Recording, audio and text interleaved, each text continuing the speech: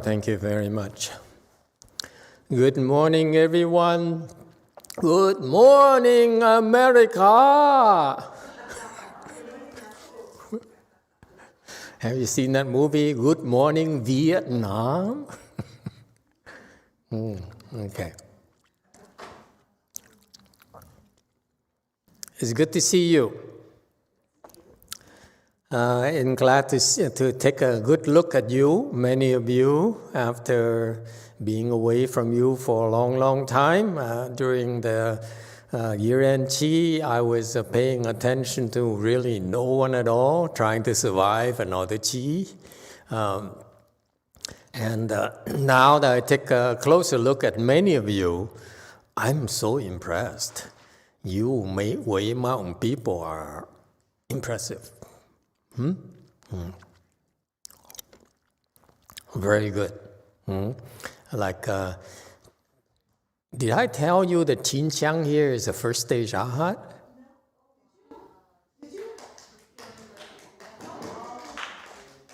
Meaning that when she's reborn to the Western Bliss Pureland, she'll be in the upper grade.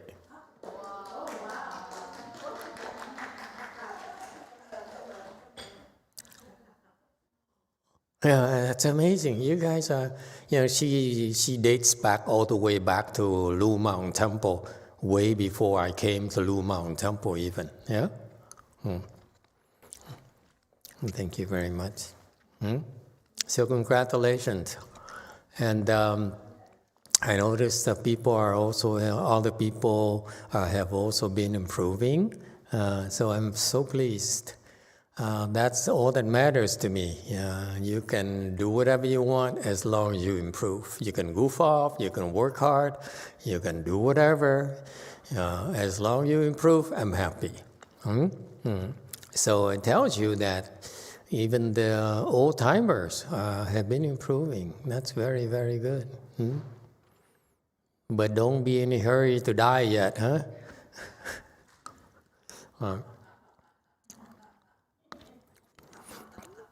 And so this year here, the past year, has been very, very productive.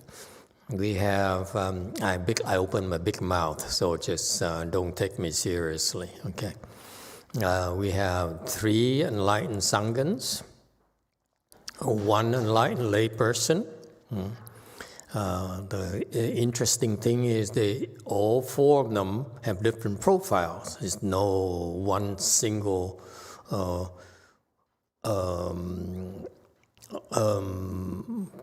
characteristic, if you will. For example, what's interesting is that not only Sanghas got enlightened, but also lay people can get enlightened as well. You see, we don't discriminate. You all will be trained. You all have the same chances to improve. And 2 Sanghas are here, 1 Sangha is in Korea. That tells you that remote training also works as well, meaning I don't need to go to Korea anymore. From now on, we do everything on the internet. Save us some money.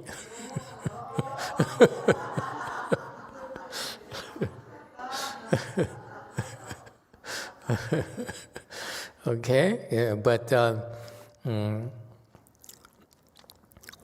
I'm so pleased because now I'm under less pressure to show the supporters in Koreans that we are for real. Okay, because lay people have been improving, even the newcomers have been improving very quickly as well. Of course, it's not a matter of time, but actually the old-timers have been improving steadily, regardless. It's what's good about it, okay? Meaning that the dharma really works. It's a matter of time. If you don't quit, you make it. You open your wisdom. You get healthier, you open your wisdom, and so forth.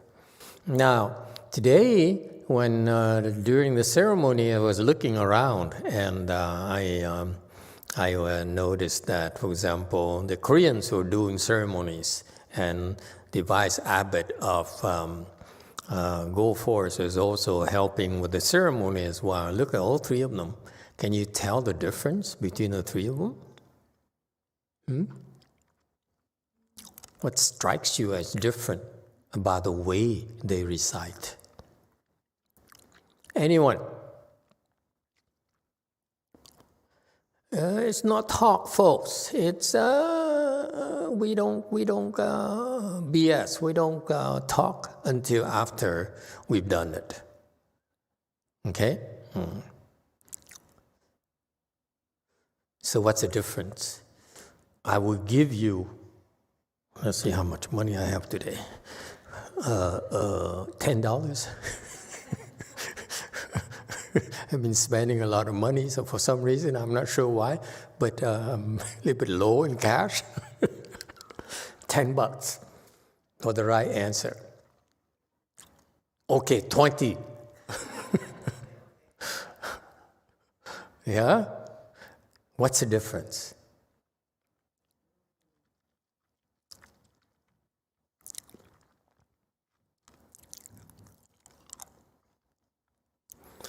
You don't understand. We professionals, we go into a temple, we look at people doing ceremonies, that's good, that's not good, that's terrible.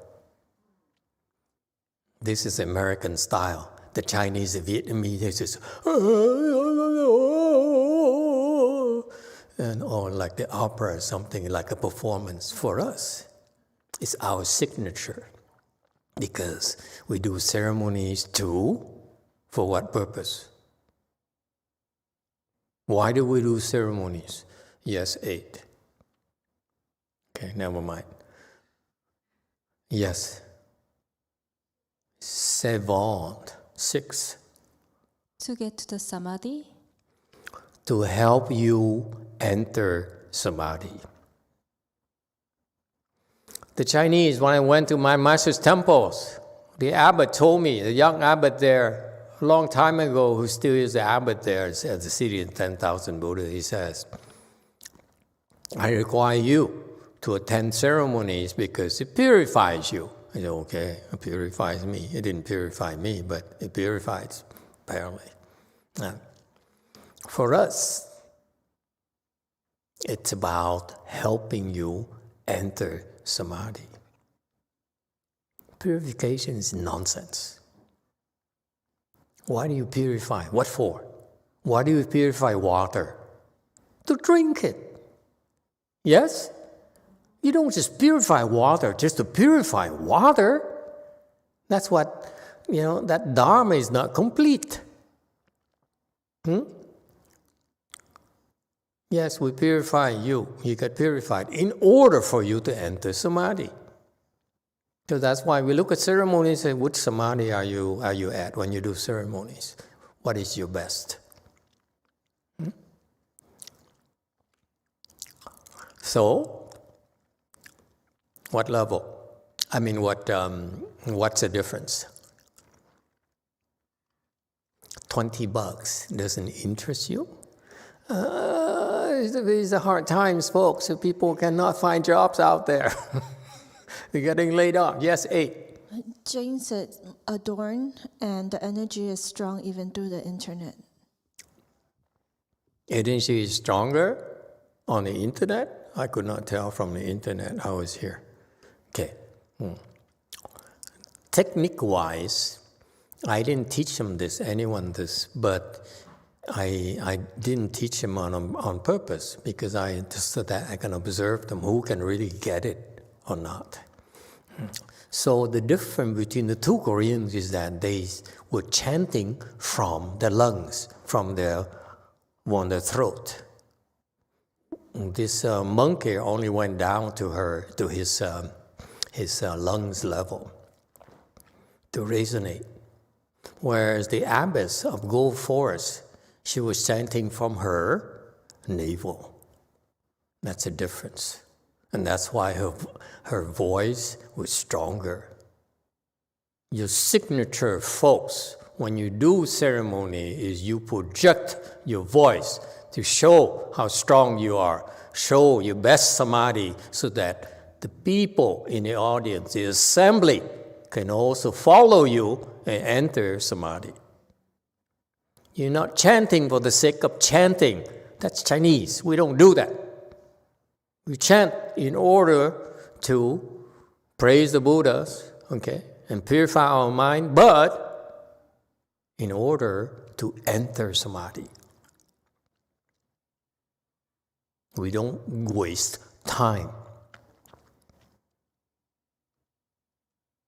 Same thing. We stand there, we don't move. We don't shift our weight. We don't, when the legs hurt, legs are uncomfortable, we don't do anything. We endure it. It's part of our training. So that's why when I go to other temples, I get bored because I see how they conduct ceremonies. It's like there's too much emphasis on the sound, on the instruments, and zero samadhi power. So they choose the people who chant, who have good voices, instead of having samadhi. It's unlike Master Xianqie, who I certified to be fourth stage arhat already. He still doesn't get it.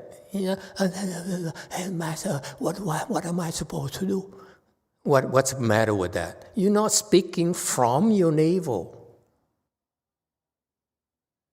That's why when you talk to me like that, you're not talking a fourth stage arhat. I ignore you. I say, I don't talk to people like you.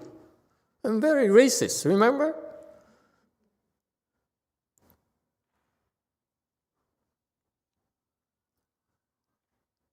So show me your strength when you do ceremonies, Koreans. Show me what you're made of.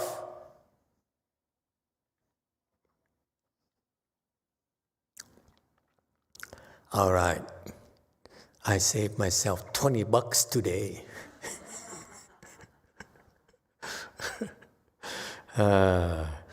Okay.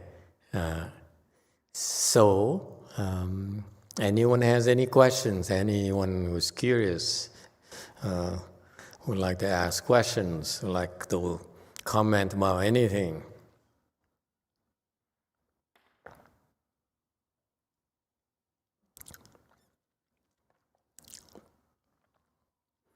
We are honing and practicing our pureland skills.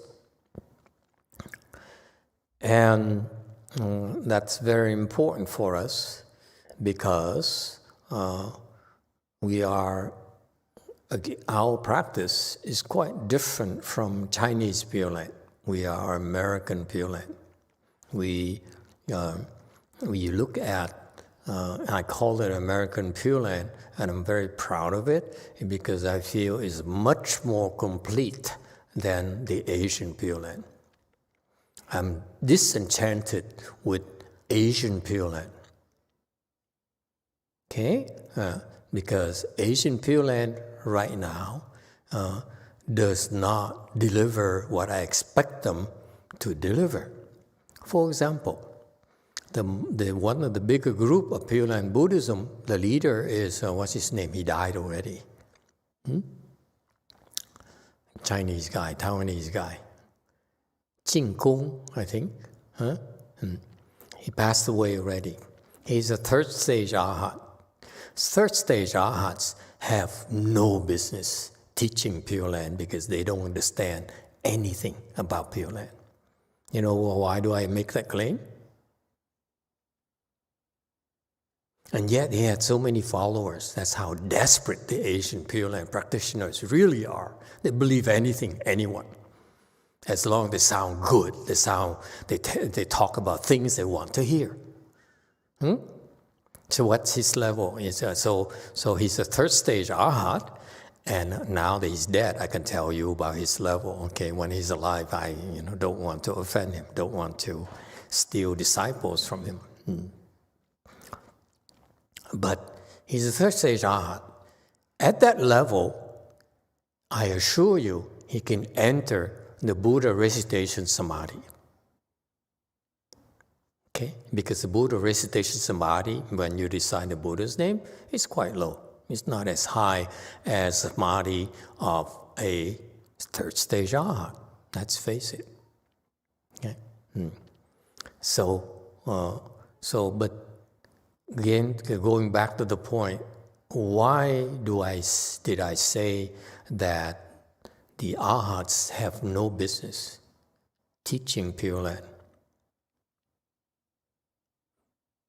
Because they don't understand Pure Land. If you don't understand it, you're not supposed to teach it. You're speaking nonsense. You're creating offenses. When you teach something you don't understand, you're creating offenses. Okay? And you will fall into the animal realm because you utter stupidities and you pay. When you speak dharma and you say the wrong things, you pay.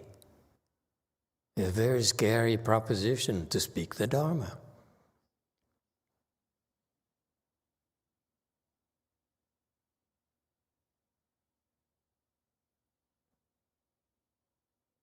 So why do I say the third stage arhat or even the fourth stage arhat don't know anything? You ask my fourth stage arhat disciples, what do they know about Pure Land? Everything they know comes from me. When you ask them beyond what I taught them, taught all of you, they wouldn't know at all. And that's exactly what happened to Pure Land Buddhism, the way it was taught. You remember the history of Buddhism? The Buddha started by teaching what?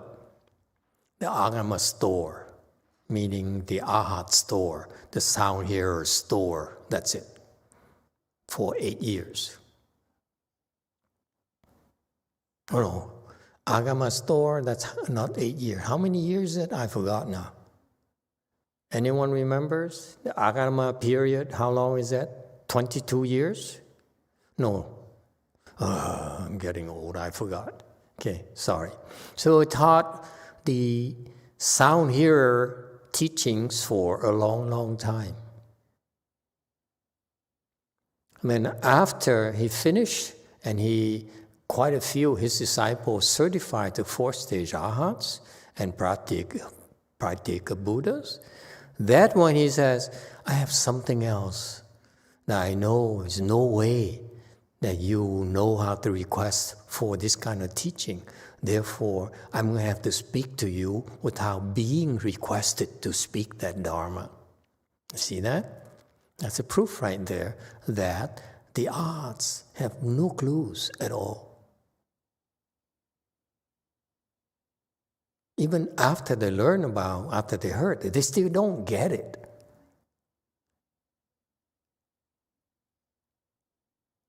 Okay? So that's why that's the basis of my claim that late monk who's been really have a lot of followings, Chinese, Vietnamese, not many Koreans, because the Koreans are tough. He couldn't convince the Koreans because his samadhi level is too low compared to the Korean Sunims. The Koreans are very sensitive. They're sensitive to energy. You know that? They went and saw those Korean Sunims and wow, these Sunims are strong. Tungdo Sa, Sung Wang Sa, Hein Sa, and all those big 3 temples, their samadhi is very strong. So the Korean disciples who go from temple to temple, they go and they met the Sunims, the monks and nuns, and they say, wow, our teachers, our masters have samadhi power. Like those woman there, a Korean lady, she used to follow, what is it? What's your master's name, Pure Land? Chunghwa Sunim. Yeah. Second ground Bodhisattva. And she used to really follow him closely, and that's why And he trained many of his disciples of fourth stage arhats. So that's why once she saw him, she saw the other masters. She said, wow, this is not as strong as my masters. Koreans are super sensitive to energy and samadhi power. That's why when Jing Kong tried to bring his dharma, or tried to go to Korea, the Korean disciples weren't impressed. We're not talking about Sunims, we're talking about lay people, because they're that sensitive.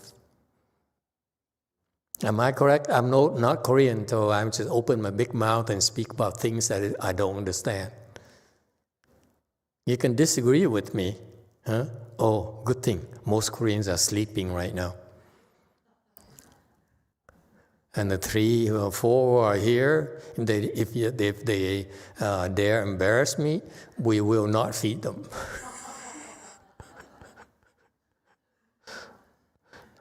Okay? So anyway,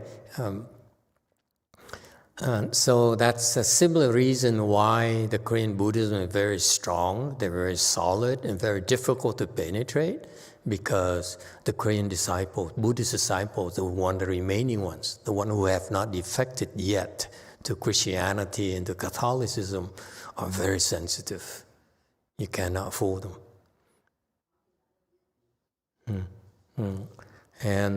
And so that's why you have to keep this in mind. When we practice the pureland Dharma door here, it's for your own practice. Don't try to tell others about it. Okay, just like the Buddha did. The Buddha, the way he taught pureland Buddhism was he first started by teaching agama, meaning that he helped his disciples improve first. Because pureland Buddhism requires faith, which you don't have. Faith is developed. You don't just come to Buddhism and have faith right away. You saw a new person who came in here checking us out, and he left before we even finished the ceremony, because it means nothing to them. They don't understand. The level is too low. They cannot tell the difference of your level. Okay? If you go around temples long enough, you should be able to sense the difference in the samadhi level of the people around you. They're strong, they're weak. The stronger ones, you feel calm and peaceful around them. The weaker ones are the ones who will agitate you and make you afflicted. Very simple. There's no beating around the bush. Newcomer, you can tell that they're, you go near them and you I'm not sure I want to be near this person. Okay? So anyway, you have to be patient. And I'm speaking to all of you as well, because I know many of you are over eager and try to convert people to Buddhism. We don't do that. Not our temple. We don't try to convert people. We have no interest in converting people. If they have enough blessings, they will believe. If they don't have blessings, you try to convert them, it's a total waste of time. They're not going to believe. That's why we're very relaxed. Okay? There's no need to try to convert people. Ours is like a rather advanced, even though it can accommodate all sorts of levels. Okay? But it requires a lot of blessings for people to be able to hang in there. Okay? So that's why we have, we must be patient and give people a chance, a time to plant their blessings. So going back to the transmission of pureland Dharma, do not try to convince people about the pureland Dharma door, because it's very difficult. Okay, people don't see it. People cannot see it. So give them enough time so that they begin to improve and get better. That's when they begin to appreciate themselves. They like themselves more than before. Okay? And once they have some skills, that's when you can begin to teach them and share with them the Pureland Buddhism. Okay? Because you speak prematurely, they might not believe and slander the dharma, which is very bad for them. Okay, any questions or comments? That's why we're very low key. We don't try to convert people. We embrace people and accept them as who they are. And if there's a chance for them to plant blessings, as the blessings increase, they will understand. All right?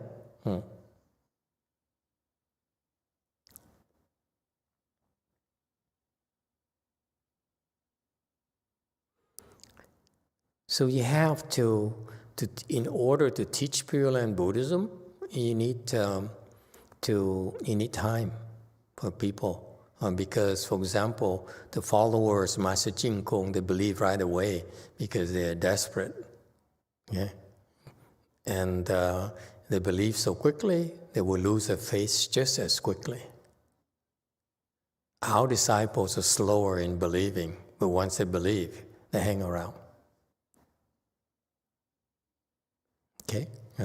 So in time, you will, like Jin Xiang here, dating back to Lu Mountain Temple, half DRBA, half us, and eventually she'll improve, and then we'll see the difference. That's all. All right. So this year, looking forward to this year. I'm looking forward to more of you becoming enlightened. I hope. The more, the merrier, as they say. For you to get higher and higher, because the more you improve, the more fun it is, the happier you become. Okay? That's all. Questions, comments? So this year here, with all these so many people who are improving, and I'm confident that many more will continue to improve. We're cranking it up. We're training more and more at different levels. Now, even I have to worry about training the teachers as well as training you at the same time, because my students don't quite know how to train yet. So I need to train them how to train. Okay? So, but it's more challenging every single year, let me tell you. It's much more difficult to speak Dharma now because it's such a wide range of people, from beginners to even higher than, way higher Master Shua disciples. So there's no precedent that I know of. So I don't know where I can turn to learn from.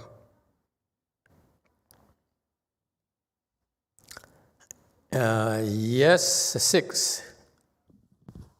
Thank you, Master. You said faith can be developed.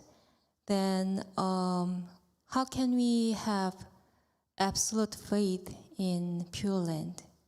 Can you tell us how? How can we what? Absolute faith in Pureland? There's no such a thing as absolute faith. Your faith is proportional to your level of samadhi.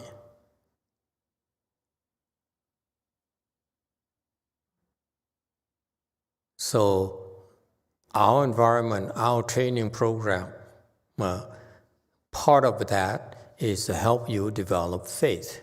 For example, why do you believe? It's because you improve from very low level when I met you last year to where you are today. Your faith became stronger because you improved. And I certified it. I said, yes, you improved. And he said, really? Me? My little me? My little insignificant me? And when I told her that you improved, she said, I don't believe it. I don't feel anything. It's just like Xianjie. Sounds familiar, Xianjie. I said, you first say it out, but I don't feel anything. I'm supposed to have spiritual powers. No, you're not. You earn spiritual power, you idiot. I'm supposed to feel a certain way. Yeah, you feel it, but you don't even, it's too fast. You cannot catch it. Okay? So it's the same thing. This lady here says, I don't know. And now she talks about faith. Before, she said, I don't believe you. You see, it develops naturally. There's no such thing as absolute faith. I don't have absolute faith in the Buddha either, personally, because I can only believe to whatever I can see, I understand. You see that? And my level is not high enough to be absolute. Okay?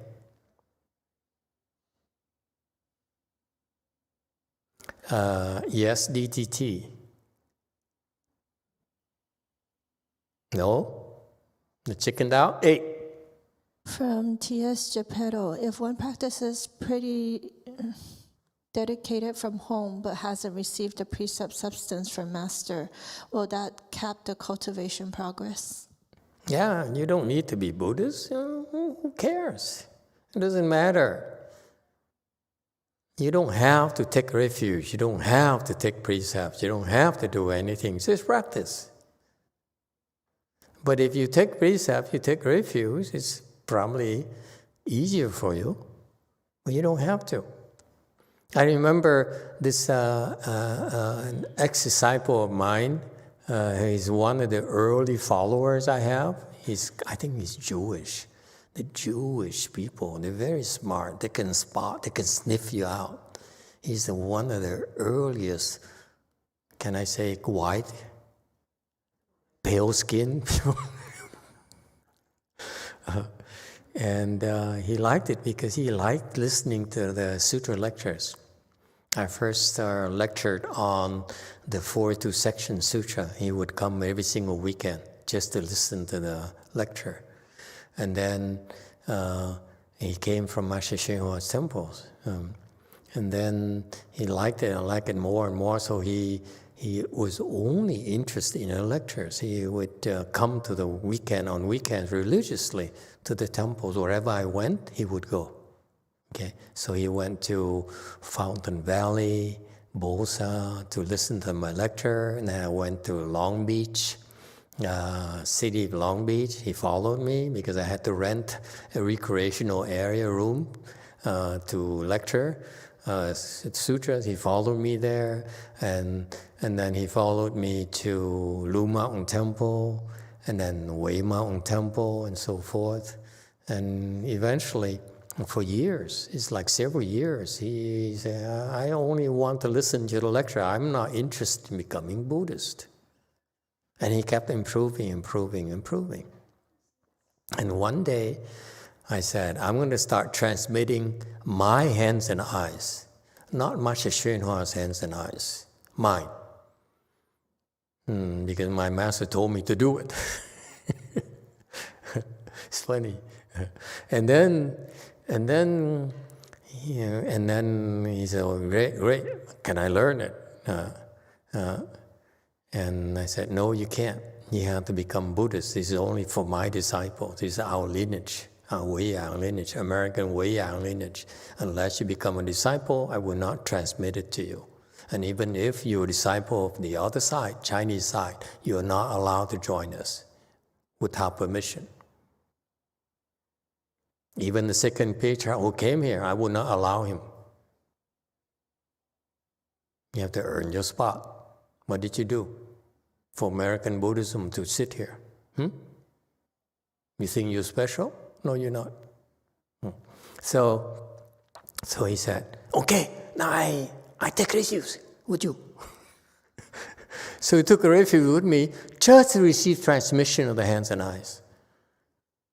We still gave him transmission anyway. And so he hung in there for about 10 years. In the end, he couldn't take it. The tests get harder and harder. And he finally says, I disagree with you. You're speaking nonsense.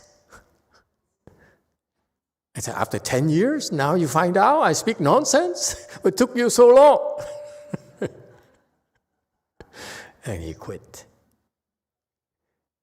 And took his 42 hands and eyes with him.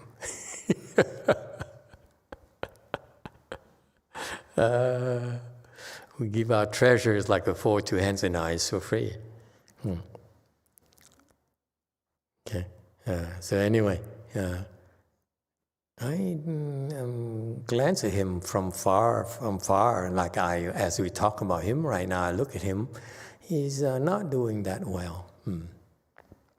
Anyway, you guys don't realize how much we do for you. There's no way you can practice without protection. Very much like there's no way we can be safe here without the police, without the armed forces, the Navy, Air Force, and so forth. Don't take it for granted. Okay? There's a lot more going on than you think. All right. Any other questions? If not, we can stop, have a 5-minute break, and come back and do the lunch offering. Thank you, everyone. Good to see you.